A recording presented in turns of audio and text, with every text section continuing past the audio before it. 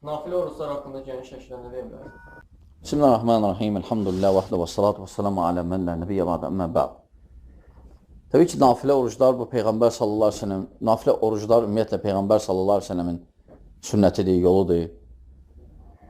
Və həmçinin başqa ibadətlər, nafilələr. Və nafilənin olmağı mühümdür. Ən birinci fərzləri rahatlaşdırır nafilələr. Və həmçinin fərzləri qəbul olmağına səbəb olur. Həmçinin fərzlərdə boşluqları doldurur.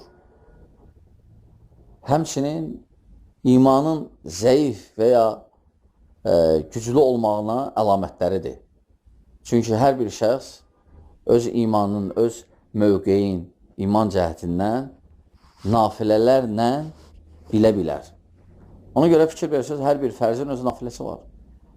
Elə bir fərz yoxdur ki, onun nafiləsi olmasın. Məsələn, namazdır, görürsən, fərzdir 5 vaxt, əlavə nafilələr var. Orucdur, fərz Ramazan var, sonra nafilələr var. Hər həftənin 1-ci, 4-cü günü, hər müsəlman ayının 13, 14, 15-i, Aşura, Arafa və s. Həmçinin var zəkatın fərz, zəkat fərz, var nafilələri, sədəqə, nəzir, aydındır, fitrə zəkatı və s. Həmçinin var həccin fərzi və həmçinin var nafiləsi ümrə. Deməli, hər bir fərzin nafiləsi var. Ona görə mümin nafilələrə nəinki bu dünyada, həmçinin axirətdə də ehtiyacı var.